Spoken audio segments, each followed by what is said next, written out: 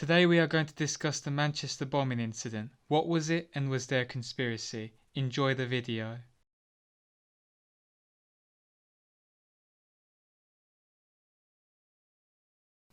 On 22nd May 2017, night time, a 22-year-old going by the name of Salman Abedi walked into the Manchester Arena where it held an Ariana Grande concert.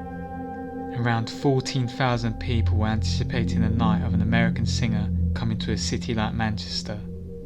15 minutes before entering the arena, Salman called his parents to say his farewell and ask him for forgiveness. He takes the lift where he's adjusting wires under his jacket before entering the main hall in the arena. CCTV shows Salman waiting at the foyer. He was wearing a large caramel rucksack, a cap, trainers, hoodie and trousers. The rucksack contained a shrapnel Laden bomb, meaning the bomb contained thousands of nails and bolts. These fragments of the bomb, if exploded, would be fatal, being powerful enough for death or injury.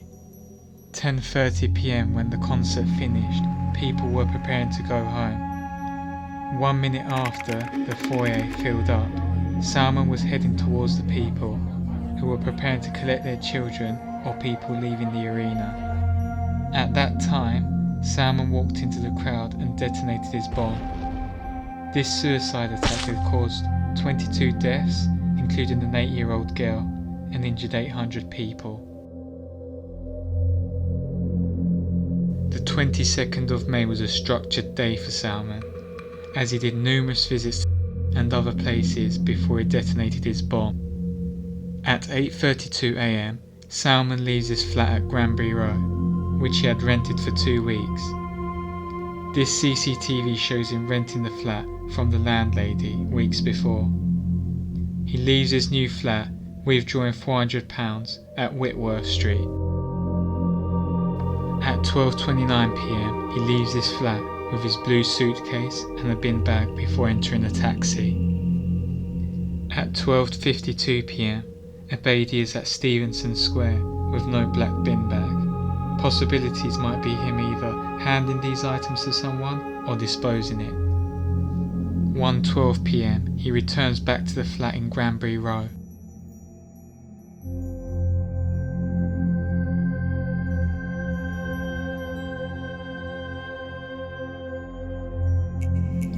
Hours before the attack, at 5:55 p.m, he leaves the flat to Muslim Youth Foundation, and at 6:09 p.m, he meets someone for the money to be sent to Libya.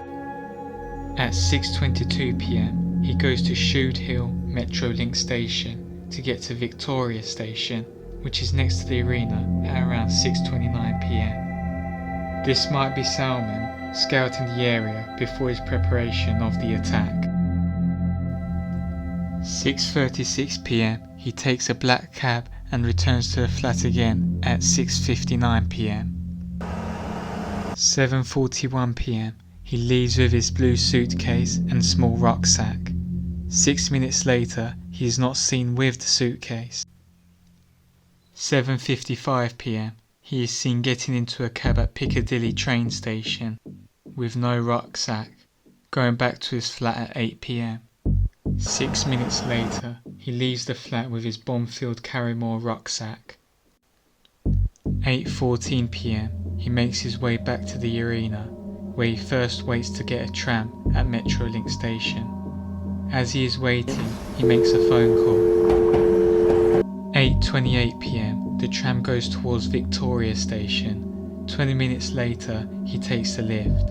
He is idle around the arena for some time, keeping out of view until the foyer is finally filled up, and detonates at 10:31 p.m.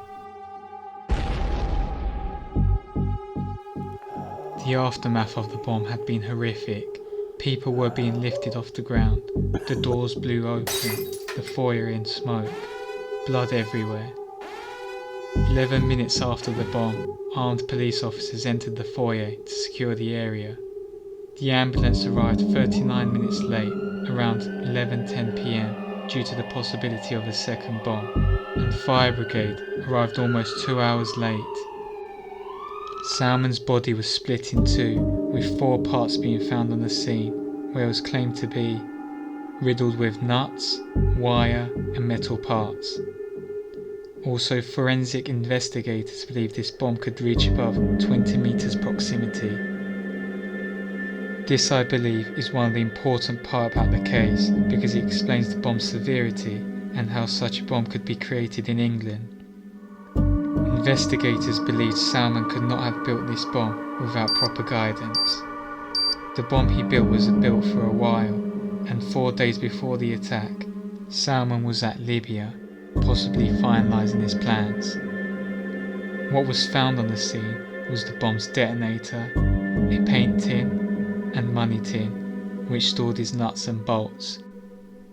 Now, to dive into more context, let's learn more about Salman Abedi. He's 22 years old, born in England, dropped out of university, Manchester United fan, and born to Libyan parents. His parents were refugees who moved from Libya to escape Colonel Gaddafi's dictatorship. He has 2 brothers, Hisham and Ismail Abedi, and a sister called Jumana. They lived at Fallowfield, Manchester, but days leading up to the bomb, they separated. People who interacted with Salman described him as a very religious man, and even went to a local mosque in Didsbury. The Imam of the mosque, who criticised ISIS, claims Salman gave him a dirty look, and Salman claimed to have said he was talking bollocks. Days leading up to the bombing, people said he became more aggressive, drinking alcohol, smoked weed, and even getting into fights. People even reported his behaviour to the authorities, but could not believe he could have been an extremist. In Abedi's school and college years, his teachers classed him as aggressive, shouting "fuck off" to teachers, stealing phones and even hitting women. Investigators had found out the attacker was Salman Abedi through his history of shoplifting, where his fingerprints had been taken. Also left on the scene was his credit card, which had his details. Now we'll discuss the days leading up to the bomb. Before the attack, German authorities have spotted Salman visiting Dusseldorf and Istanbul. Where Salman transited from is unknown. France's Interior Minister theorised Salman travelled to Libya and then Syria, which suggests he had possible connections with ISIS. They believe these visits might suggest how Salman might have been radicalised and learned how to build his bomb. He had also visited a convicted terrorist, who was part of ISIS, in jail in Liverpool 4 months before the bombing, which makes this evidence solid. His days in Manchester shows how he had transported the bomb parts, where he had bought a blue suitcase at Sports Direct. He also used a Nissan Micra as part of his transportation, where it stored chemicals and other equipments. Even though the car was found, the whereabouts of the blue suitcase is still unknown. This CCTV footage shows Salman going to a DIY store to buy 4,000 screws, metal nuts, a swing bin, a spade, a saw, glue, tape in preparation for his bomb.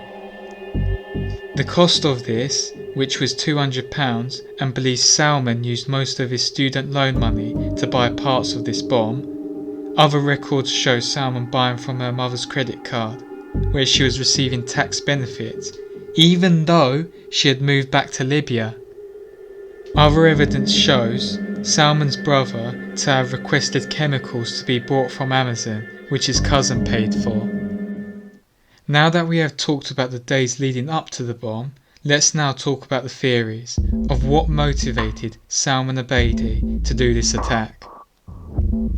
The first theory.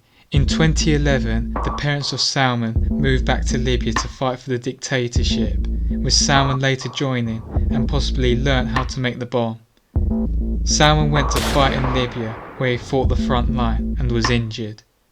At this time, people think he may have been exposed to a different perspective in life.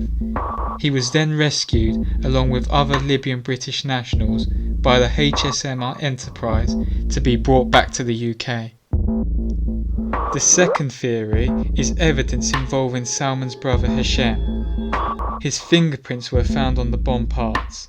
The Abedi's family home, which had vegetable oil back in the shed, had Hashem's fingerprints, which automatically linked him to the bomb.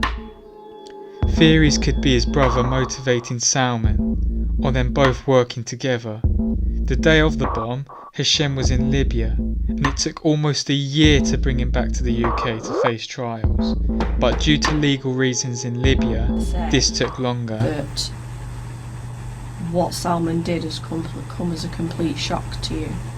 Yes. He is still currently under trial and denies any involvement and knowing any plans of his brother Salman.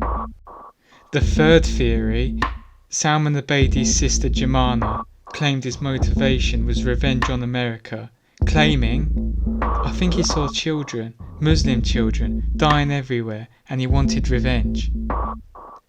Whatever Salman's motivation was, Salman believed by attacking an American singer's concert might justify the revenge. Her sister couldn't believe Salman could have done this act, as she described him as kind and loving. The final theory is the involvement of a Libyan gang in Manchester.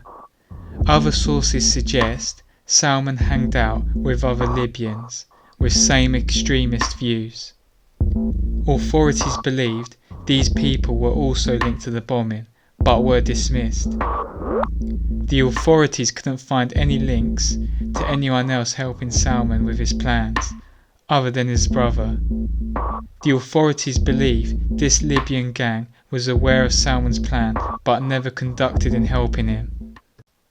There are many theories on what may have motivated Salman Ramadan Abedi, or if he worked alone, or with other people. Whether he did or not will be unsolved.